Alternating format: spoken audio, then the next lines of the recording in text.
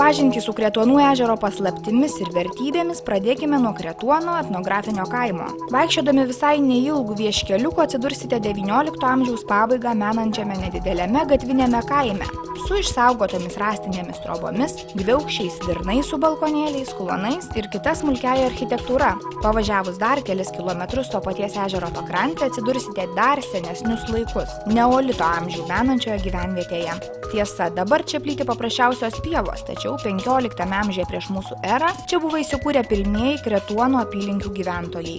Žvelgiant į ežerą, tolumoje galima išvysti didžiąją Kretuonų ežero salą, kuri dėl čia perėti atskrendančių paukščių gausos taip ir vadinama – paukščių sala. Reti paukščiai, dominantys ornitologus, gausiai peri ne tik didžiojoje saloje, bet ir užliejamuose žemaitiškės pievose, esančiose rytinėje ežero pakrantėje. Jei užlipsite į čia įrengtą apžvalgos bokštelį, galite išvysti 43 šiose pievose perinčių paukščių rūšis. Žemaitiškės baldas buvo labai pamėgę, iš retų rūšių labai retos rūšys, tai yra gaidukai, stulgiai, lankosi pilkieji ir ypač pagausėjo baltųjų garnių. Aišku, dar baltieji garniai čia kol kas neperi, bet tikimėms gal kada pilkųjų garnių kolonijoje gal ir vieną kitą jau pamatyti perinti. Atskrenda pasimaitinti jūrinis erelis, nes ir šitose balose dar vandens yra ir pasirodo netgi žuvies yra, erelis žuvininkas, aplinkui pievose peri nendrinės lingės. Iš žuvėdrų, upinės žuvėdros kartais būna pagausėjimas baltasparnių, juodųjų žuvėdrų. Iš antinių paukščių koduotosios antys, Kretuonų ežere galima pamatyti nemažai šaukštasnapių, ančių, rudgalvių, labai gražios antytės. Tiesa, nustojus pievose vykdyti ūkinę veiklą ir ganyti gyvulius, čia kasmet perėti užsuka vis mažiau paukščių, nes pievas pradeda užauginėti krūmais.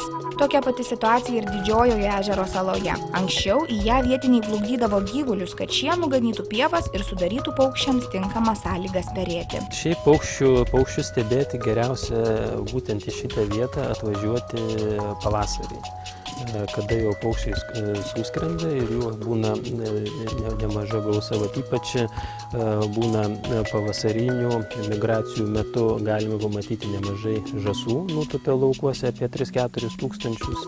Ir rudenį, dar kada irgi būna ta rudeninė migracija, tai irgi būtent žąsys irgi nemažai praskrenda, bet jau rudenį mažiau. Bet šiaip geriausias laikas tai yra būtent iš ankstyvo jau pavasario, nes dabar jau paukščiai yra jau išsiperėję, jau yra išsivesti jaunikliai ir jie yra įsisklaidę po teritoriją, kas čionais, kas ežere ir panašiai. Garsas, tai čia įspūdis labai didelis, įsivaizduokit, ir gervės rėkia, ir žuvėdrų balsai, ir suopis ore klykauna, įvairiausia, ir griežlės griežia jau. Netgi čia gyvena varliagyvis iš Raudonosios knygos ir Europos Sąjungos šalyse saugoma rūšis raudonpilvė kumutė, labai graži varlytė. Tai jos irgi toks dudavimas labai gražus. Tai garsų masė įvairiausių.